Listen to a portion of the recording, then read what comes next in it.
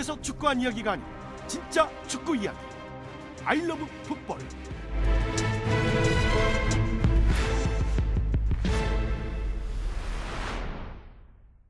알러풋볼 34번째 이야기 이상윤 박문성 해설위원과 함께합니다. 두 분 안녕하세요. 안녕하세요. 네, 안녕하세요. 네. 갑자기 정치적인 이야기에서 놀라실 텐데 최근에 한일 관계가 정말 좋지 않습니다. 일본의 경제 보복 조치 있었고요. 그리고 영토 관련 문제가 불거지고 있는데 거기에다 일본이 도쿄올림픽 공식 사이트에 독도를 자국 영토로 표시한 것으로 드러났습니다. 지난해 평창 올림픽 때 올림픽 정신에 반한다는 일본 측의 항의를 수용해서 한반도기에 독도를 지웠었거든요. 그러나 현재 일본 정부는 수용하지 않고 있습니다.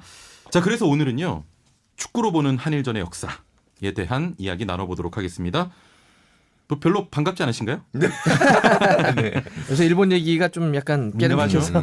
예.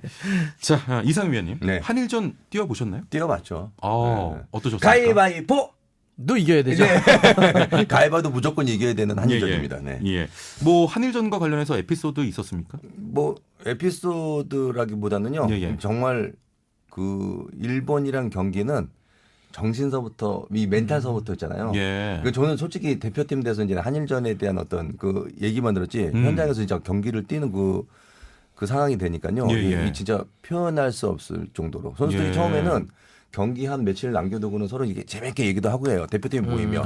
예. 근데 이제 날이 조금씩 이제 그 다가올수록 장난 아닙니다. 예. 예. 무게감은. 분위기가 많이 좀 무거워지고 그렇죠. 긴장을 많이 하나요? 그러니까 한일전에서 만약에 일본 원정 경기 갔다 거기서 지고 오면 비행기 배 타고 오지 말고 저 수영해서 오라고 그럴 정도로. 예. 그랬었죠.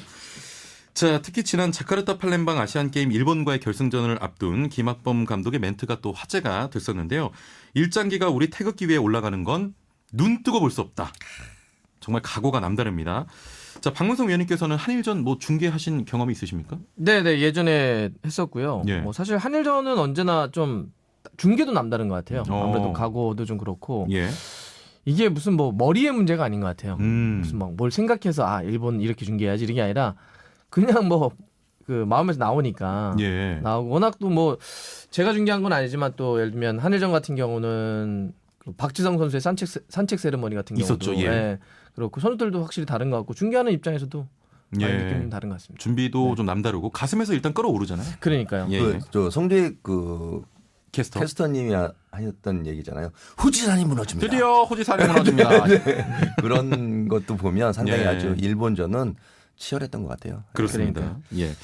자, 한일전 정말 전쟁일 수밖에 없는데요. 여기서 궁금한 게 있습니다. 일본에서도 한일전에 대한 관심이 높습니까? 그러니까 우리하고는 조금 다른 것 같더라고요. 그러니까 물론 관심은 많죠. 왜냐하면 이제 라이벌 의식이 있으니까 예. 일본도 하는데 우리는 좀 더 역사적인 관점이나 민족적인 관점에 좀 다가가는 거고 일본은 그냥 약간 축구적인 라이벌로 많이 다가오더라고요. 그러니까 왜 그런가요? 그러냐면 예. 그러니까 사실 우리는 우리가 피해자이기 때문에 항상 역사적인 문제의식에 대해서 많이 갖고 있지만 그들은 가해자이기 때문에 예. 그 역사적인 인식을 많이 갖고 있지 않고 대신 축구 역사를 놓고 봤을 땐 일본은 한국에게 계속 져왔어요. 그렇게 뭐 앞서가지 못해왔죠. 그러니까 한국에 대해서 약간 열등의식 같은 게 있어요. 아하. 축구에 있어서 한번 예. 이겨야 된다. 그래서 예를 들면 J리그도 K리그에 비해서 10년 뒤에 출발했고 예. 여러 가지로 하면서 한국을 한번 넘어보자 이런 것 때문에 그런 식의 어떤 축구적인 라이벌 의식 이런 게 있어서 역시 일본도 좀 뜨겁긴 합니다. 한국은 역사적 의식이 좀 담겨 있고요. 그렇죠. 일본은 그냥 축구적으로 좀 라이벌로 그게 좀 더 보는. 강하죠. 예. 예. 자, 이상윤 의원님 네. 이런 말이 있습니다. 평소에 잘 못하더라도 한일전만 잘하면 기존에 못하던 것이 다 무마가 되고 영웅 대접을 받는다. 반대로 전승을 했다가도 한일전에서 패하면 엄청난 비난의 화살을 맞고 역적, 네. 매국노 취급을 받는다. 이런 말이 있는데 사실입니까? 저도 뛰어봤잖아요. 예. 그리고 우리가 하는 저 이민선 선수 도쿄 대처. 네. 예, 왼발 슈팅. 제가 봤을 땐 그걸로 한 30년 되지 않았습니까? 20년 됐습니까? 그거 하나로 그거 하나로 끝났습니다. 아니 그거 예. 하나라니요. 진짜 그거 하나로 끝났어요. 월드컵에서도 이민성 선수가 2002년 월드컵도 나가긴 했는데 예. 진짜 그 도쿄 대첩에서 그 왼발 중거리 슈팅 하나로 있잖아요. 그거 하나로 먹고 살았어요. 이렇게 표현하면 좀 그렇지만 예. 정말 그 기억은 아직까지도 저는 이민성 선수의 그 도쿄 대첩 예. 그 경기를 뛰었는데 그 골은 아직도 기억에 남아요. 예. 네. 그 경기를 뛰셨나요? 그 경기 뛰었죠. 제가 전반전 뛰고 후반전에 나왔어요. 그 경기 네. 뛰셨나요? 네, 뛰었어요. 아, 뛰셨어요? 아, 뛰었어요. 왜 이렇게 존재감이 없죠? 저는 있잖아요. 항상 2등이에요. 저 그리고 한일전에 2등은 사실 서정원 선수 아닙니까? 아니에요. 잠깐만 이러세요. 잠실 종합 월드경 종합 경기장에서 네. 한일전 그때 비 왔을 때예요. 제가 먼저 골을 넣었나? 잘 기억이 안 나는데 동점골을 넣고 결승골을 있잖아요. 황선홍 선수가 넣었어요. 네. 그러면서 또 제가 좀 스포트라이트를 맡아야 되는데 아. 그때도 또 황선홍 지금 뭐 그때 감독이었지만 예. 골을 넣으면서 제가 완전 묻혔어요. 아, 동점골을 넣었는데. 동점골을 넣었는데 진짜 그랬어요. 전혀 기억이 없어요. 진짜 전 뭐 전혀 기억에 남는 선수는 아니고요. 그냥 예. 평범했습니다. 아, 또 갑자기 예. 왜 그러십니까? 자, 먼저 한일전을 언급할 때 도하의 기적 뭐 이런 표현들 많이 나오는데 이게 뭡니까? 그러니까 우리에게는 기적이고 일본에게는 이제 뭐라고 할까 뭐 지옥과 아픈, 같은 거죠. 예. 그러니까 94 미국 월드컵 예선 때 이제 마지막에 아주 극적으로 우리는 올라가고 일본은 떨어졌던. 그러니까 일본이 사실 처음 월드컵 나온 게 98이에요. 예. 그 전까지는 월드컵 본선에 못 나갔습니다. 그래서 처음으로 이제 우리도 한국처럼 한번 월드컵 나가보겠다. 그래서 준비를 진짜 많이 했고 그때 이제 뭐 예를 들면 그 J리그를 출범시키면서 외국인 선수들도 많이 귀화시키고 예. 그래가지고 한번 되게 뭔가 각오를 막 달았는데 그때 이제 그 도하 우리는 이제 올라가고 이제 마지막 막판에 일본은 골을 하면서 이제 떨어지고 그래서 예. 이제 우리에겐 기적이죠. 이라크 아니었어요? 이라크 아니었나? 그러니까 이라크가 일본에게 골을 넣은 거죠. 그렇죠. 그래서 네, 그래서 우리가 이라크의 역극적으로. 선수를 K리그로 영입해야 된다. 이런 이제 흐름들이 있었죠. 그리고 진짜 VIP 대접해서 우리나라 모셔와야 된다. 네, 자심인가요? 맞아. 맞을 거예요. 네, 예. 뭐 그렇게 있었죠. 이라크의 네. 선수를 우리가 막 데려오기도 하고. 예. 왜냐하면 일본을 물리쳤기 때문에. 우리가 물리친 건 아니지만. 진짜 우리가 그때 극적이었잖아요. 그럼요. 막 예. 선수들 경기 막 처음에는, 끝나고 나서 예, 막 이러고 다 고개 숙이고 있다가 갑자기 소식 듣고. 네, 그래서 우리가 올라간죠. 이라크가 이라크. 일본이 이겼으면 일본이 올라가는 상황이었는데 네, 그렇죠, 그렇죠. 이라크가 잡아버린 거군요. 네, 네. 그렇죠. 네, 예, 네, 예. 네. 뭐 한마디로 참사네요. 일본 참사죠. 입장에서는. 그렇죠. 예. 자, 1970, 80년대 차범근, 최순호가 활약하던 시기 이때만 해도 한국이 압도적이지 않았습니까? 그러니까 예를 들어서 뭐 이때면은 일본도 가마모토, 맞아. 오쿠데라, 맞아. 뭐 진짜 옛날 예. 사람들이죠. 있었는데 차범 감독님하고 이렇게 한번 밥 먹으면서 얘기를 들었는데 뭐 그런 얘기 하더라고요. 기억이 안 나 그런 친구들은. 그래서 그러니까 한참 이렇게 그러니까 이렇게 별로 상대를 할 만한 친구들이 아니었죠. 맞아. 그때 당시에는 뭐 독일에 막 이렇게 예를 들면 되게 유명한 선수들은 한 번씩 이렇게 다 기억을 하시더라고요. 예. 뭐 예를 들어서 뭐 지금 독일 대표팀의 레브 감독 같은 경우는 이제 차범 감독님이 주전 때 서브였어요. 예. 그래서 뭐 레브 이런 친구들은 나 뛸 때 뭐 몸 풀고 있었어. 그런데 뭐 그런 이제 그런 가마모토나 이렇게 물어보면 기억이 안 나. 맞아. 네, 그런 게 있어서 뭐 사실 그때만 하더라도 거의 압도적이었죠. 우리가 맞아요. 항상 일본 경기하면 예. 그냥 뭐 몇 골로 이기느냐가 문제였지. 그 뭐, 정도였나요? 예. 예. 그런 거 있잖아. 한쪽 눈 감고 해도 된다. 그리고 이제 그때 이세현 골키퍼가 있었잖아요. 네, 그렇죠. 그러니까 예전에 그 어르신들의 원로분들 말 들어보면 이세현 골키퍼는 이제 공중볼이 뜨면 골키퍼들은 점프를 해가지고 펀칭으로 공을 쳐내잖아요. 예. 공을 안 봤대요. 무조건 일본 선수들 얼굴을 봤대요. 되게 유명한 얘기입니다. 그래서 뜨면 무조건 얼굴을 때린대요. 일본 선수 얼굴이 그래서 기절을 몇 번을 한대요. 네, 그때는 뭐 그게 뭐 나는 정당하게 경합하다가 부닥친 거다. 그래서 되게 원로분들은 그걸 다 아세요. 그렇죠. 그렇게 그렇군요. 했다고. 마치 그 2002년 월드컵 그 이탈리아전에 이천수 선수가 이탈리아 수비수를 발로 가격했던 말디니. 네. 그런 거군요. 자, 1990년대에서 2000년대로 오면서 한일 그 축구 실력의 간극이 조금 줄어든 것 같은데 이때 당시 일본이 축구에 대한 투자를 많이 했었습니까? 많이 했죠. 그러니까 J리그가 90년대 초반에 출범을 하면서 돈을 굉장히 많이 썼습니다. 예. 그때 이제 전 세계적인 어떤 슈퍼스타들을 불러 들어왔죠. 뭐 지코 같은 선수들도 불러들이고, 그래서 이제 되게 유명한 선수들을 많이 불러들이면서 투자도 많이 했고, 그다음에 준비를 사실은 좀 오래 했어요. 예. 그러니까 우리는 80년 초반에 이제 캐리가 출범을 하면서 쭉 왔는데 일본이 보기에는 언젠가 한번 넘고 싶은 거죠. 그리고 그들이 보기에는 월드컵에서 하고 그 초반에 일본이 했던 게 백년구상인가 그래가지고 100년대. 백년구상이라는 걸 만들어서 뭐 이런 식이었어요. 예를 들면 10년 안으로 한국을 따라잡고 몇십 년 안으로 아시아의 탑이 되며 몇십 년 안으로 월드컵 본선에 나가고 몇십 년 안으로 월드컵 우승하겠다가 그들의 백년 구상이에요. 그랬군요. 예. 그래서 이제 준비를 사실은 굉장히 치밀하게 했고 돈도 굉장히 많이 썼고 현재도 J리그 팀들 같은 경우는 많이 쓰는 팀 한 팀이 일본 프로축구팀 얼마 쓰냐면 800억을 써요. 그러니까 우리하고는 사실 규모 차이가 굉장히 크죠. 예, 차이가 많이 나는군요. 네. 1990년대에서 2000년대 당시 이상훈 위원님께서 활약하시던 시대 아닙니까? 네네. 당시 일본 축구 어땠습니까? 그 기억에 나는 선수가 하나도 없어요. 거짓말이고요.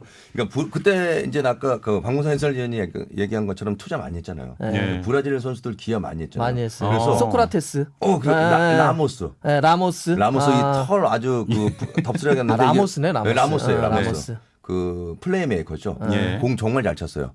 그때도 뭐 그때 선수들은 거의 다 전체적인 선수들이 볼을 다 잘 찬 것 같아요. 예. 그러니까 나카다, 나나미, 나나미. 나는 쇼마. 아, 오래간만에 기억하네. 쇼마. 그리고 예. 이하라. 그러니까 네. 솔직히 기억하고 싶지 않은데요. 기타자와. 기타자와. 기타자와 이렇게 네. 머리 이렇게 네. 칠렁칠렁 하는데 좀 특이하게 생겼던 친구. 그때 당시 정말 우리하고 정말 박빙의 승부였다고 생각해요. 근데 그때 선수들이 상당히 90년대 그때 선수들이 상당히 좀 잘했던 것 같아요. 그러니까 일본이 그렇게 투자를 하면서 어떤 게 있었냐면 나카타나 이런 선수들이 이제 유럽에 진출하기 세리 시작해요. A 그렇죠, 네. 그렇죠. 예. 근데 이제 어떻게 진출하냐면 그것도 뒷이야기를 말씀드리면 물론 뭐 나카타는 볼을 잘 찼던 선수는 맞아요.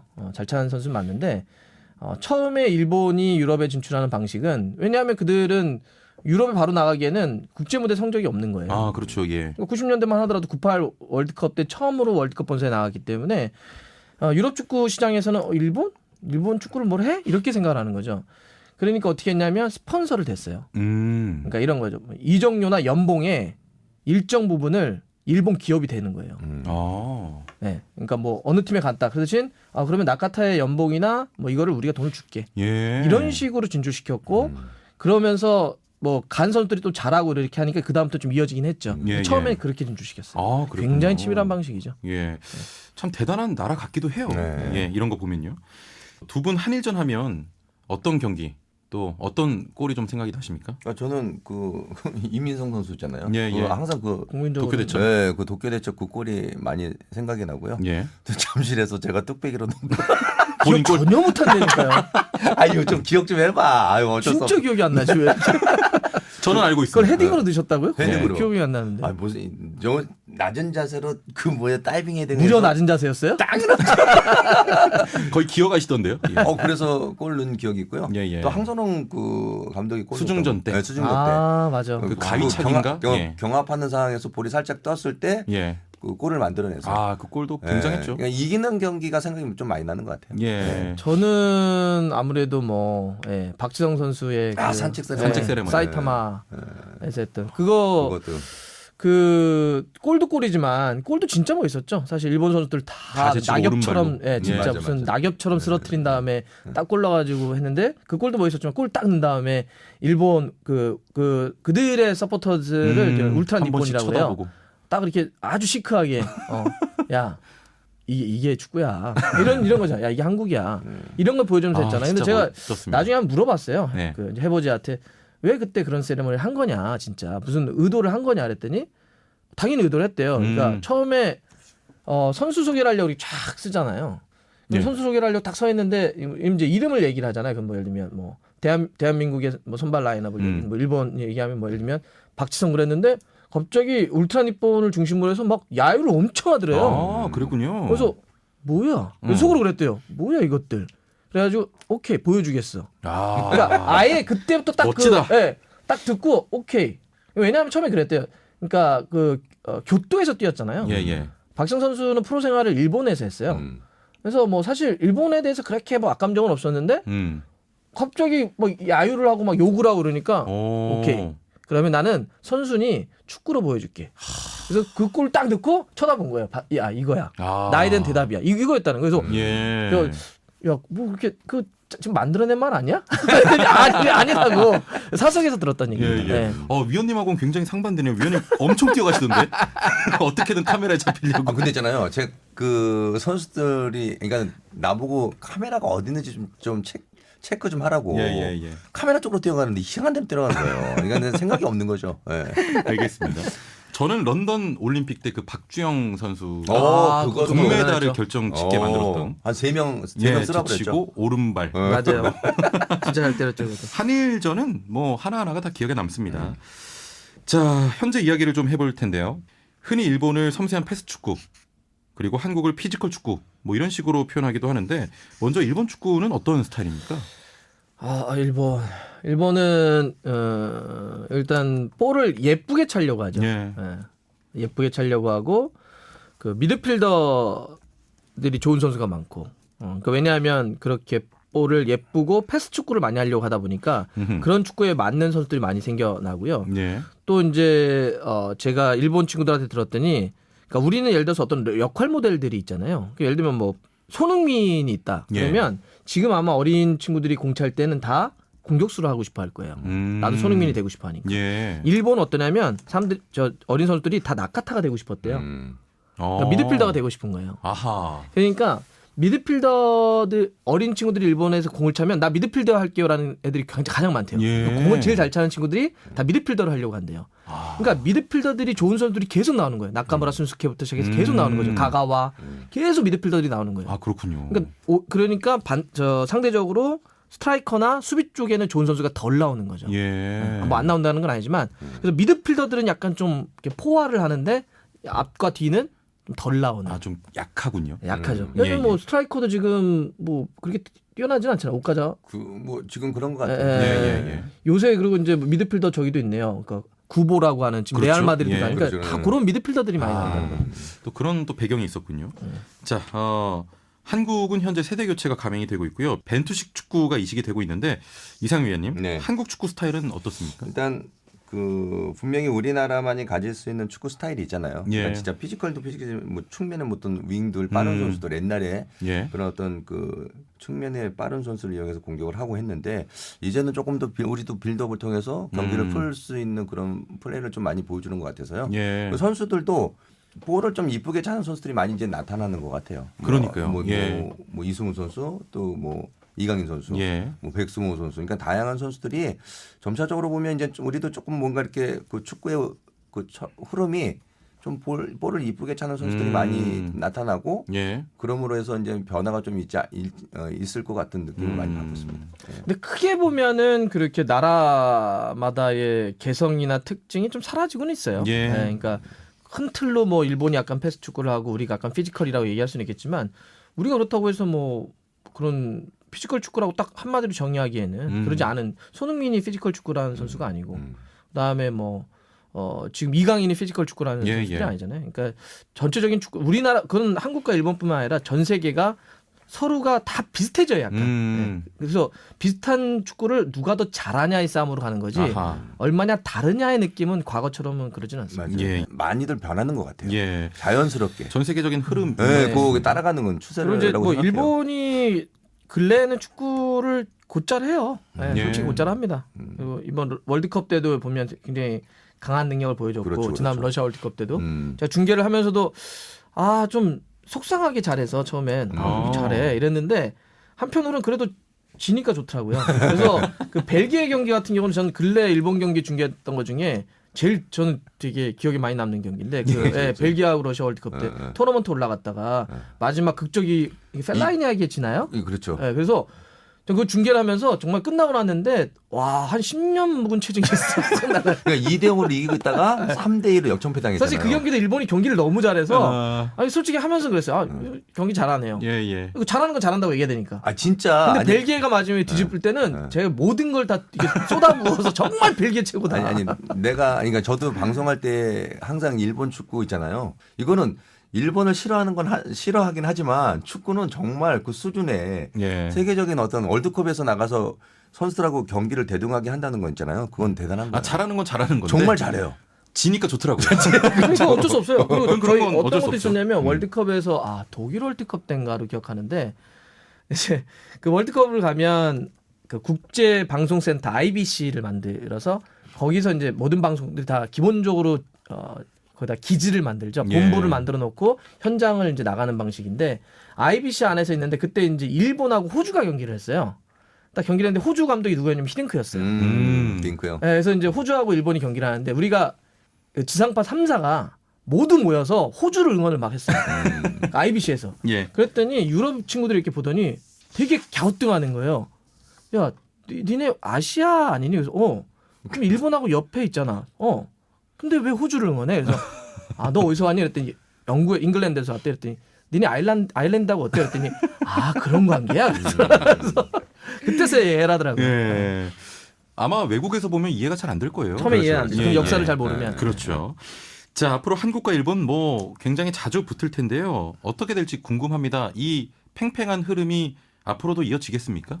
근데 왜 그 한일전 경기를 왜 안 해요? 좀 제가 봐서는 좀 해야 된다고 생각해요. 예, 뭐 또 조만간 계속 막 붙겠죠 뭐. 최근에는 좀 안 해서 예. 일단 좀 이렇게 서로 간의 경기를 통해서 어떤 상승할 수 있는 분위기를 좀 가져갔으면 좋겠고 예, 예. 한일전이 좀 치러졌으면 좋겠습니다. 예. 네. 뭐 월드컵 최종 예선 들어가서 만날 수도 있겠죠. 그렇죠. 지금 이제 우리가 지금은 지역 예선이니까 아직은 만나지 않고 있는데, 근데 뭐 한편으로는 좋은 파트너가 될 수는 맞아요. 있습니다. 예.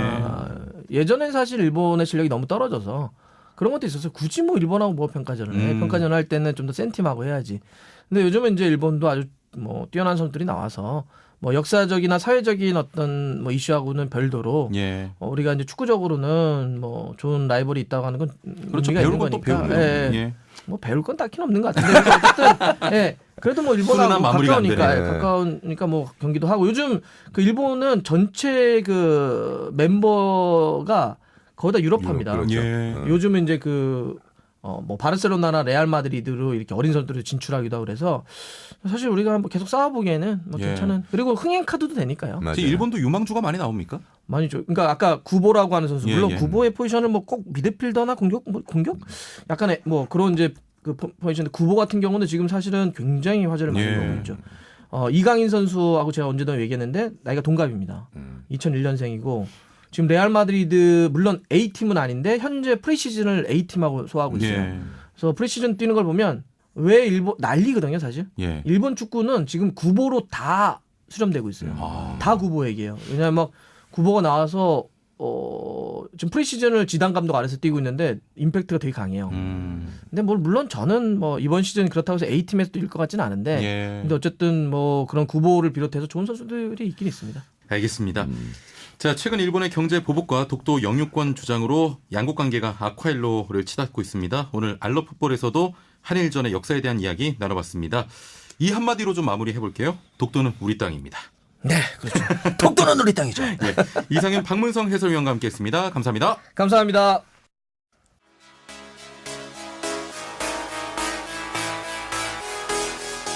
이하영, 박시아의 카운터 어택.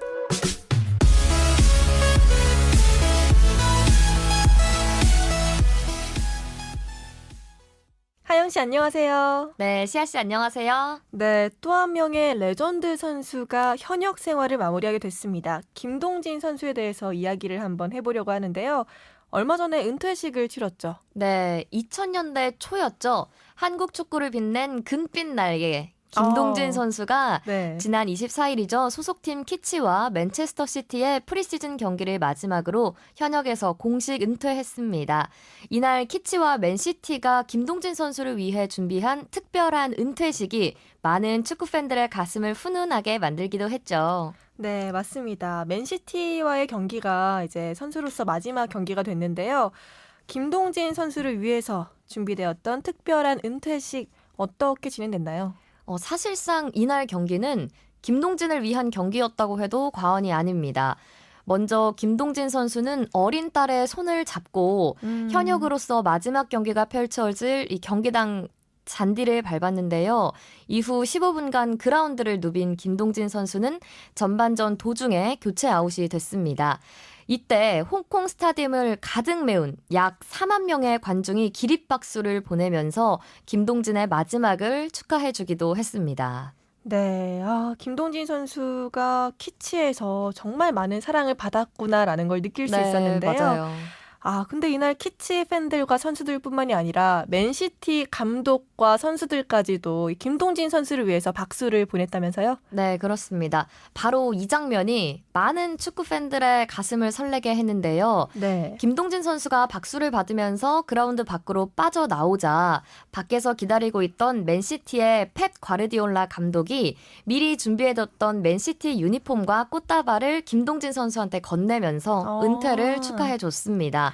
여기서 끝이 아니고요. 네. 양 팀의 모든 선수들과 코칭 스태프들까지 모두 김동진과 일일이 포옹하면서 진심 어린 축하를 건넸습니다. 참 따뜻하네요. 네. 미리 준비를 해둔 그런 선물을 건넸다는 게 정말 좀 감동적인 것 같은데요. 그럼 지금부터 김동진 선수에 대해서 자세히 한번 이야기를 해보도록 하겠습니다. 네, 좋습니다. 김동진 선수는 유로파 우승을 경험한 한국 선수로도 참 유명하죠? 네, 맞습니다.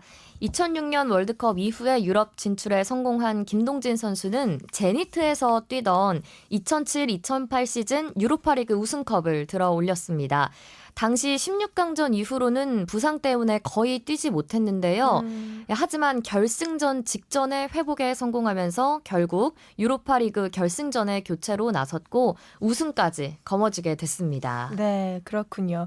그런데 리그에서뿐만이 아니라 국가대표에서도 정말 대단한 활약을 했던 선수로 기억을 하는데요. 네. 국가대표에서는 어떤 선수였죠? 김동진 선수를 부르던 말이 있습니다. 네, 바로 대한민국 최고의 풀백. 네, 이런 수식어까지 붙었던 선수예요. 네. 주로 대표팀에서는 왼쪽 풀백 또는 측면 미드필더로 활약했고요. 체격이 좋아서 대인 방어 능력이 좋고 또 공격력까지 갖춘 선수로 주가를 한때는 올리기도 했었죠. 이 김동진 선수는 연령별 대표팀을 거쳐서 A 대표팀에 승선한 케이스고요. 2006년 독일 월드컵, 2010년 남아공 월드컵까지 발탁되면서 태극마크를 가슴에 달고 A매치 총 62경기에 나선 선수입니다. 네. 저도 기억을 하는 게 뭐냐면요. 당시 팬들 사이에서 왼쪽 풀백에 이영표 선수가 와야 되냐 아니면은 맞아요. 김동진 선수가 네. 와야 되냐 이런 얘기를 정말 많이 했었거든요. 네. 그 정도로 정말 많은 분들의 사랑을 받았던 김동진 선수인데요. 근데 이런 김동진 선수에게도 위기가 있었죠. 그렇습니다. 김동진 선수는 지난 2009년이죠. 파주 국가대표 트레이닝센터 숙소 현관에서 의식을 잃은 채 쓰러졌었는데요. 코와 입에서 출혈이 발생하기도 했습니다. 즉시 병원으로 이송된 김동진 선수는 뇌혈류 장애 판정을 받으면서 많은 팬들을 놀라게 하기도 했었죠. 네, 저도 당시에 쓰러졌다는 이야기를 듣고 참 마음이 아팠던 걸 기억하는데요. 네. 부상이 있음에도 불구하고 그래도 이 김동진 선수의 도전은 계속됐잖아요. 그렇습니다. 이 뇌혈류 장애 판정을 받은 김동진 선수는 당시 소속팀이었던 제니트로부터 방출을 당하기도 했어요. 하지만 포기하지 않고 재활에 전념했고요. 이후 K리그, 중국, 홍콩 클럽에서 현역 생활을 이어갔습니다.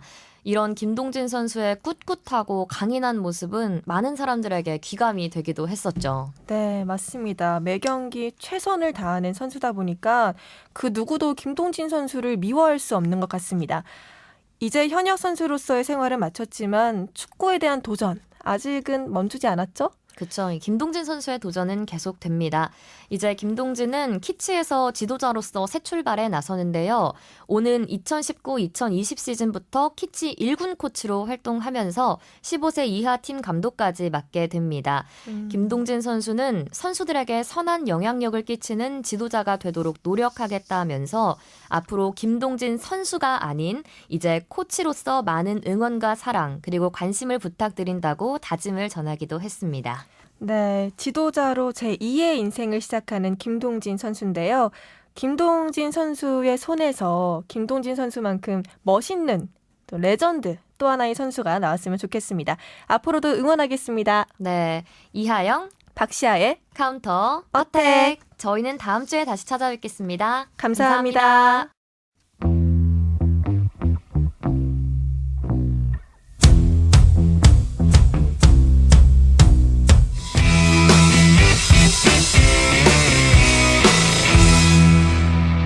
I love 풋볼.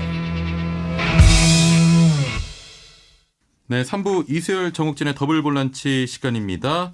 두 분과 함께합니다. 이수열 평론가, 정욱진 캐스터입니다. 안녕하세요. 안녕하세요. 안녕하세요. 예. 자, 유럽리그 개막이 임박을 했습니다. 현재 프리시즌 한창 진행 중이잖아요. 네. 네. 이적 시장 역시 뜨겁게 달아오르고 있습니다.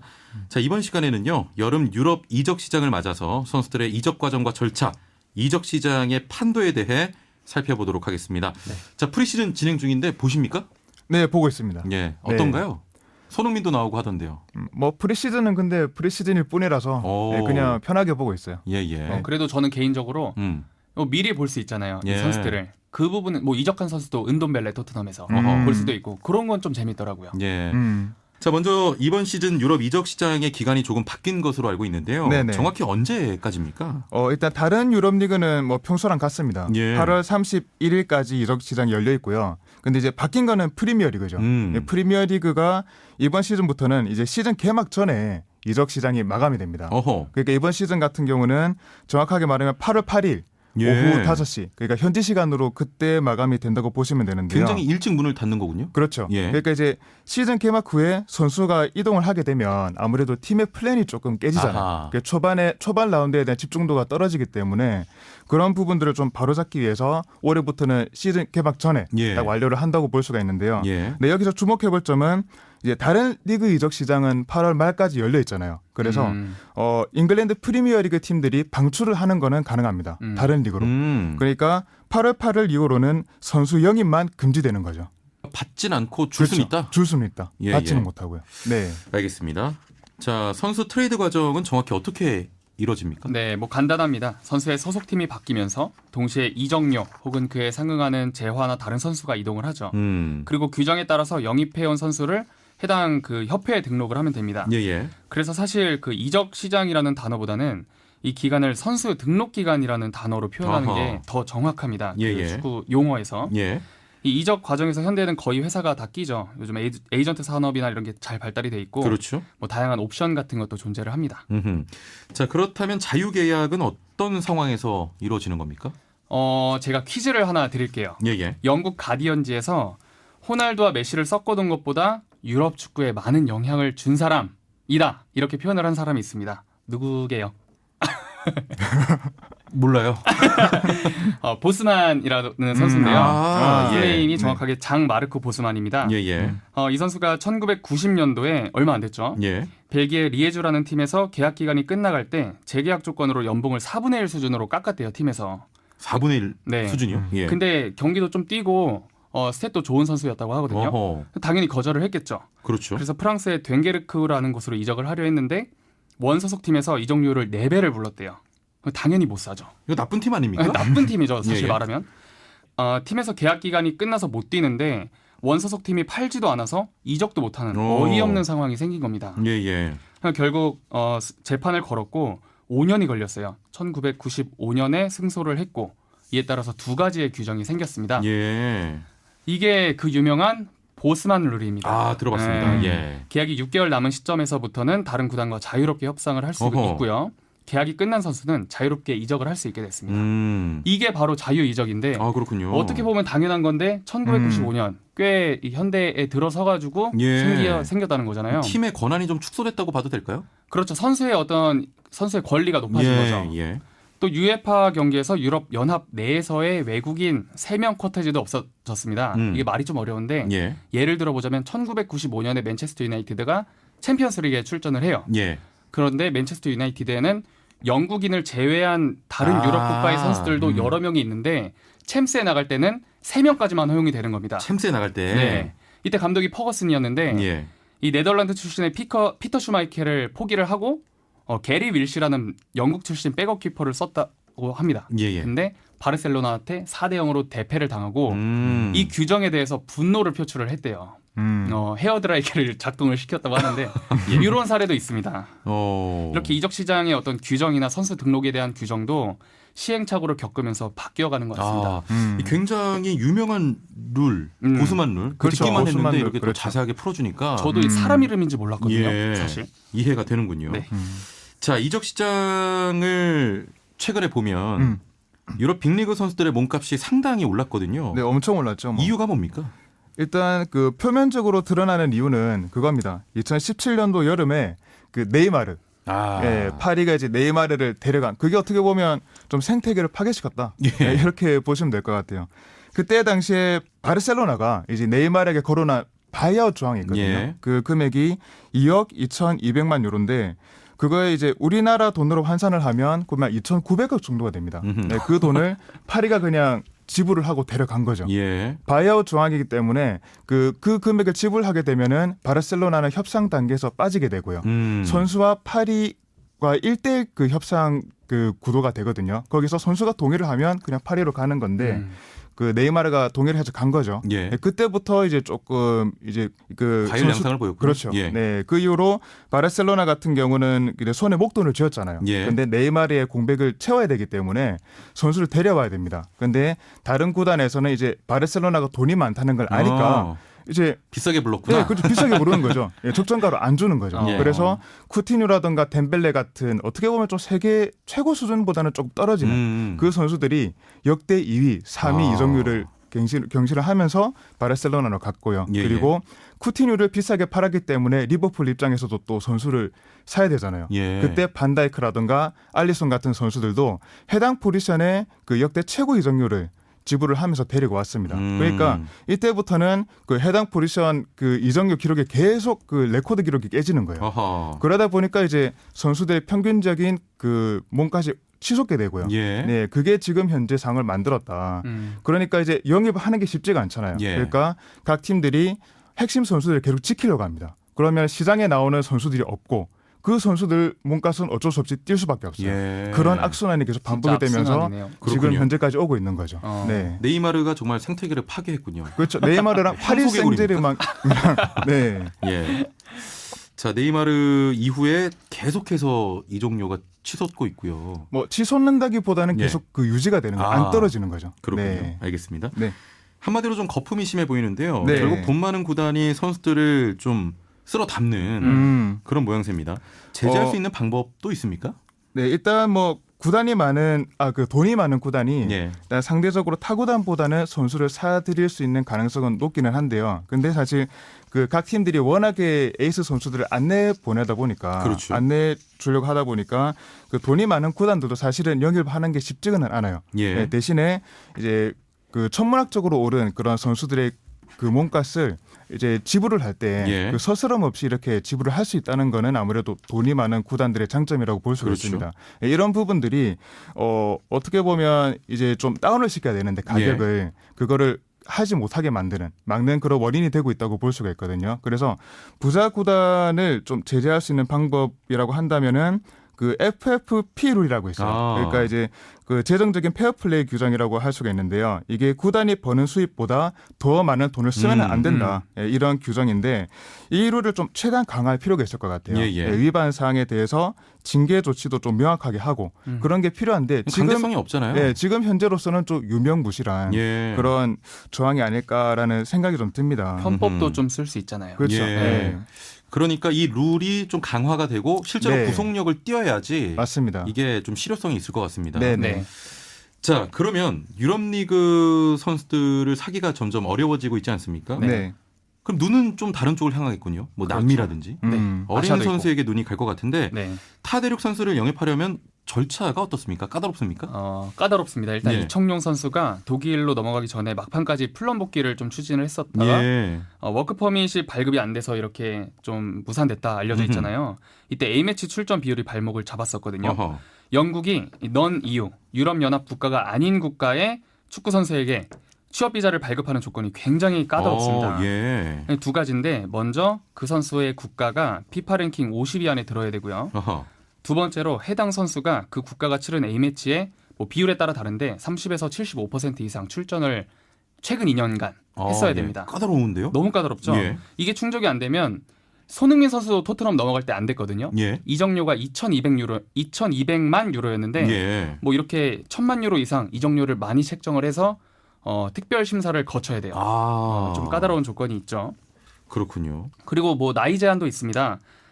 이것도 예시를 들자면 바르셀로나에 한국인 유망주 트리오가 있었잖아요. 예. 그런데 뭐 징계 때문에 경기를 출전 경기 못 못한다 나왔잖아요. 예. 이런 얘기를 많이 들었었는데 피파에서 미성년자, 얘네가 만 18세 이하를 미성년자로 치는데 예.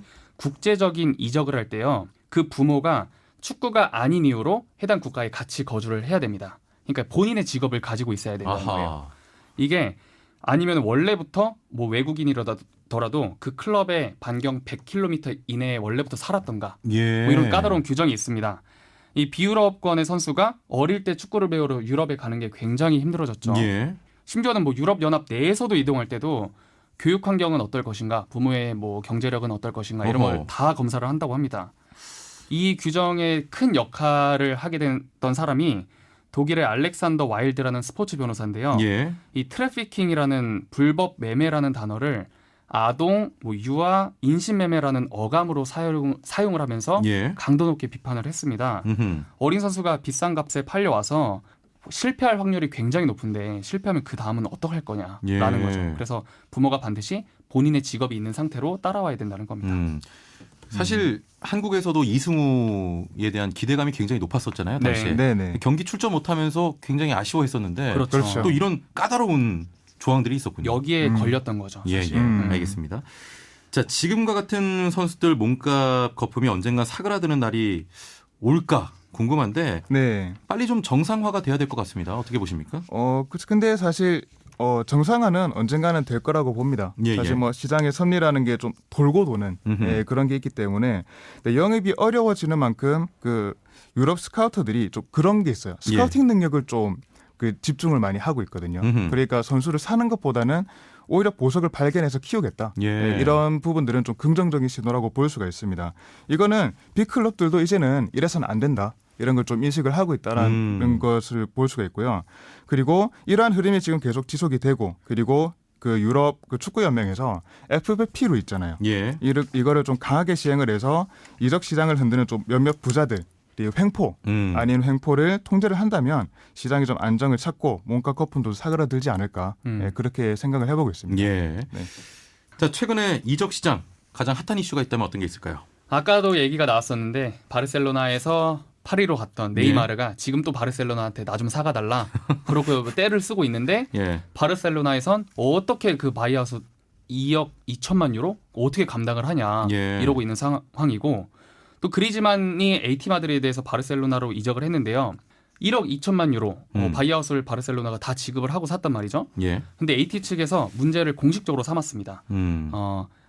그리즈만이 2억 유로이던 시절에 바르샤가 사전 접촉을 했었다. 예. 이렇게 강하게 주장을 했는데요.